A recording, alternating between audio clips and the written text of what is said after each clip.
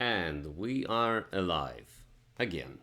So this is the same day, to be honest, and I just decided to split the video into several ones so that we don't get too much time length on our video.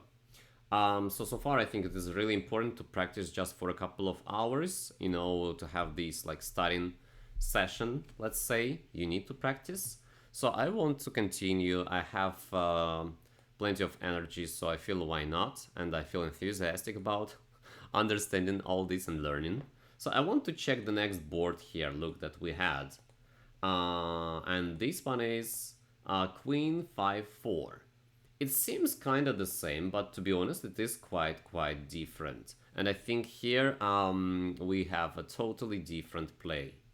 So I want to first put up my program here, and we start with our range, right? So you already know the drill. You do this, you do this, you do this. I do this. I don't know what you do. You can do whatever you want.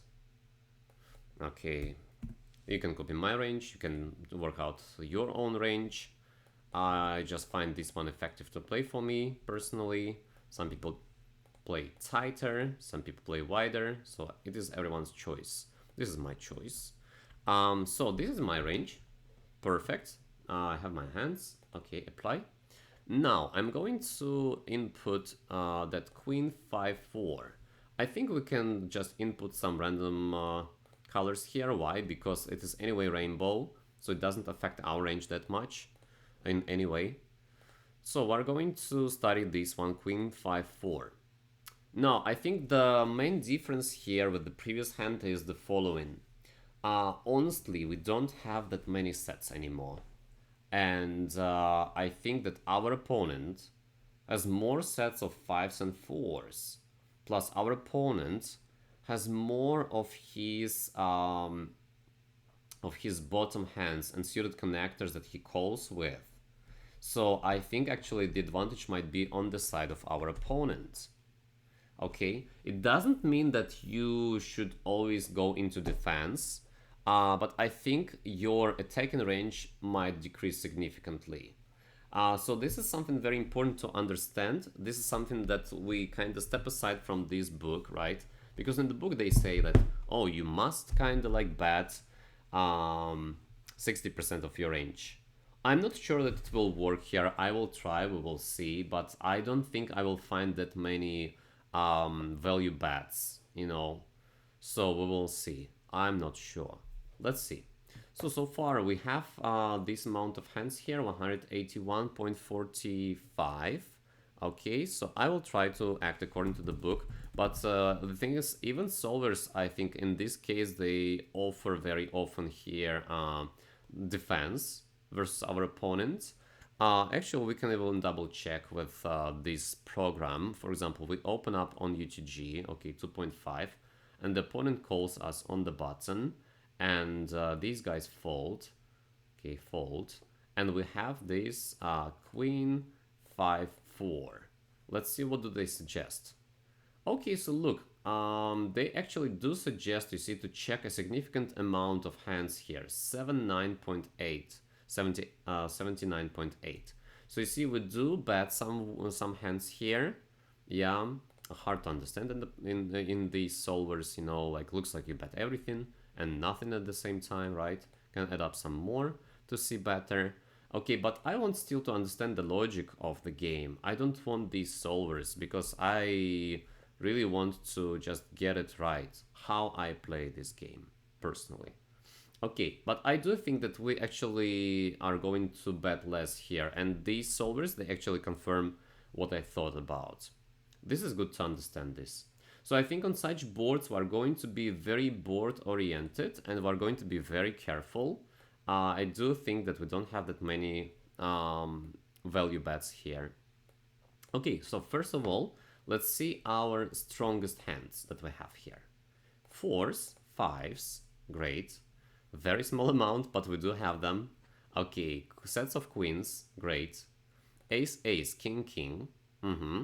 Ace, queen, ace, queen. Maybe king, king, I mean like king, queen, right? Maybe these guys.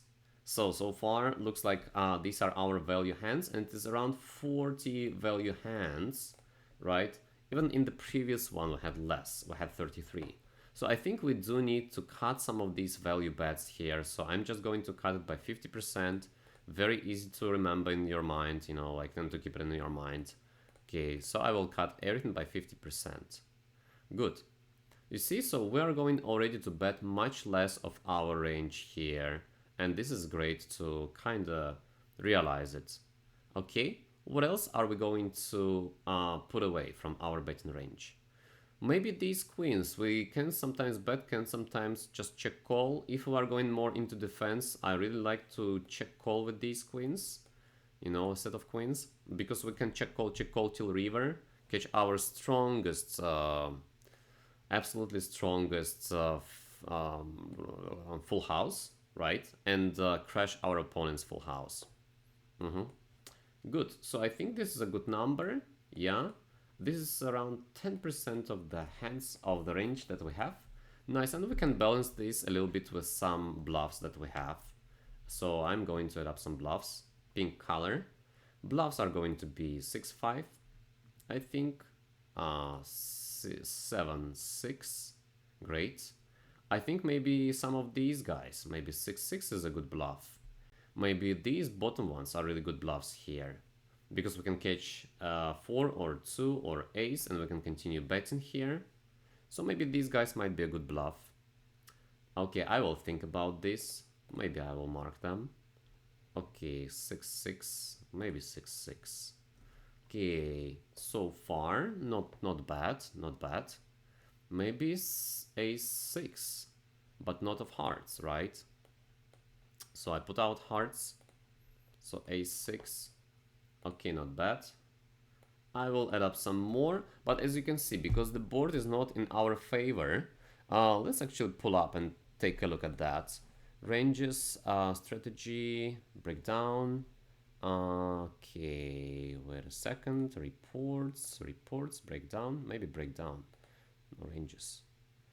Okay, wait, let me, if I pull it up like this. Yeah, as you can see here, so they say here that, okay, this is UTG and this is button.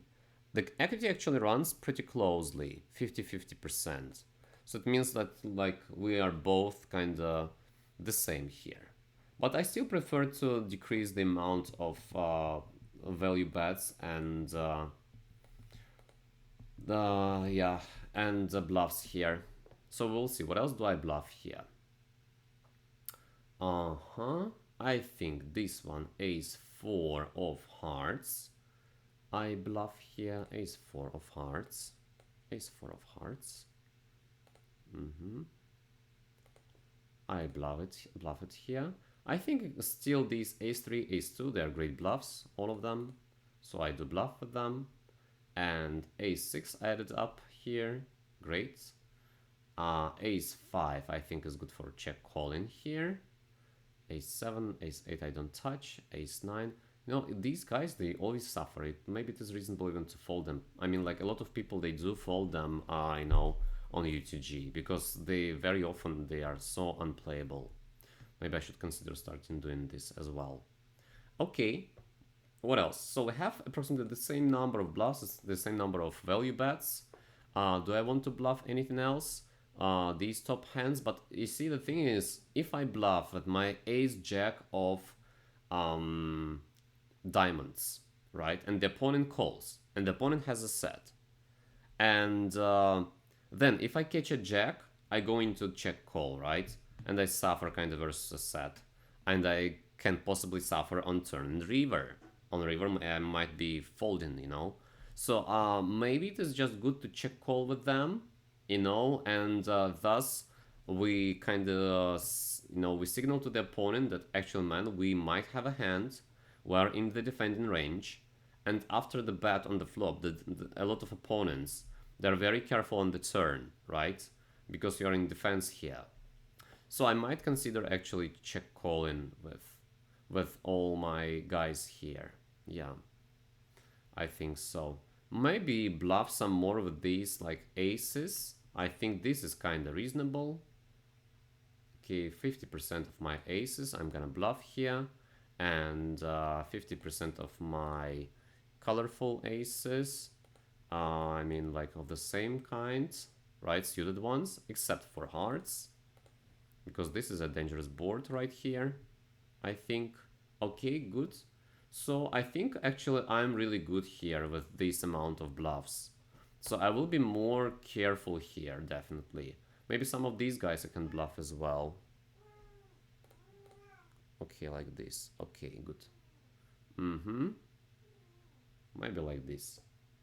Okay, and the rest, I'm going to defend here. I'm going to defend here a lot of times. So look here. What do I have left here? Ungrouped, 124 plus 3, because this is my check calling range. So in total, 127, right? 127.